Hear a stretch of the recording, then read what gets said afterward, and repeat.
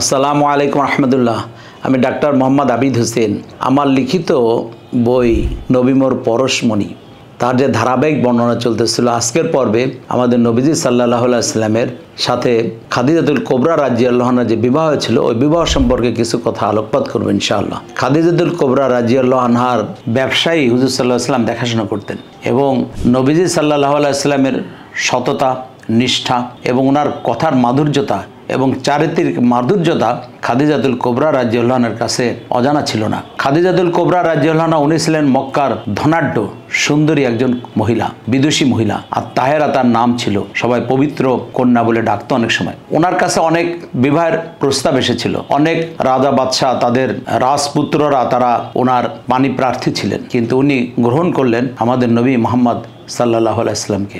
Syria থেকে বাণিজ্য কাফেলা যখন ফেরত আসলো, তার 3 মাস পরে খাদিজাতুল কোবরা রাদিয়াল্লাহু আনহা নাফিসা নামে এক মহিলার মাধ্যমে, কোনো কোনো বর্ণনা আছে যে আতিকা বিন আব্দুল মুত্তালিব, ওনার মাধ্যমে নবীজি সাল্লাল্লাহু আলাইহি সাল্লামের কাছে প্রস্তাব পাঠালেন এবং নবীজি সাল্লাল্লাহু আলাইহি সাল্লাম অবশ্যই উনি ওনার চাচা আবু তালেবের সাথে পরামর্শ করে বিবাহের প্রস্তাবে উনি সম্মত হলেন। পূর্বেও ছিল আরবের মহিলাদের যেমন স্বাধীনতা ছিল, নিজেদের বিয়ের বিষয়ে ওনারা নিজেদের কথাবার্তা ওনারা নিজেরা আলোচনা করতে পারতেন, যেমন প্রাপ্তবয়স্ক অপ্রাপ্তবয়স্ক সবাই পারতেন। এটা আরবের চিরাচরিত একটা প্রথা ছিল। তো খাদিজাতুল কোবরা রাদিয়াল্লাহু আনহা উনি ওনার বিবাহের প্রস্তাব উনি নিজেই নবীজি সাল্লাল্লাহু আলাইহি সাল্লামের কাছে প্রেরণ করলেন। উনি ওনার চাচার সাথে পরামর্শক্রমে এই বিয়েতে উনি রাজি হলেন এবং বিয়েতে উনি যে রাজি হলেন, তো বিয়ের মজলিসে হুজুর সাল্লাল্লাহু আলাইহি সাল্লাম ওনার চাচা আবু তালেব, আমির হামজা রাদিয়াল্লাহু আনহু সহ অন্যান্য গণ্যমান্য ব্যক্তিদেরকে নিয়ে খাদিজাতুল কোবরা রাদিয়াল্লাহু আনহার বাড়িতে আসলেন এবং বিবাহ হয়ে গেল। বিবাহর খুতবা পড়াইলেন আবু তালেব। উনি খুতবার মধ্যে যে সমস্ত কথা বলেছিলেন, তার শেষের কয়েকটা কথা সবই স্বর্ণাক্ষরে লিখে রাখার মতন কথা। এই কথাগুলো আমি আমার বইয়ে সংযোজন করেছি। উনি বলেছিলেন, নিশ্চয়ই মুহাম্মদ এমন এক যুবক, কুরাইশদের কোনো যুবক যার সমকক্ষ নয়। সম্মান ও মর্যাদা ও বুদ্ধি বিবেচনায় তার সাথে যে কোনো যুবকের মোকাবেলা করা হলে নিশ্চিতই তিনি সবার চেয়ে অগ্রগামী বিবেচিত হবেন। অবশ্য আর্থিক দিক দিয়ে তার স্বল্পতা রয়েছে, তাতে কোনো ক্ষতি নেই, কেননা অর্থ সম্পদ হচ্ছে অপসৃয়মান ছায়া, প্রত্যাবর্তনশীল গচ্ছিত সম্পদ। মুহাম্মাদের যেইরূপ খাদিজা বিনতে খুয়াইলিদের প্রতি আকর্ষণ রয়েছে, খাদিজারও সেইরূপ মুহাম্মাদের প্রতি আকর্ষণ রয়েছে। বিবাহ হয়ে গেল। বিবাহের মজলিসে অনেক গণ্যমান্য ব্যক্তি উপস্থিত ছিলেন, তার মধ্যে ওরাকা ইবনে নফল উপস্থিত ছিলেন।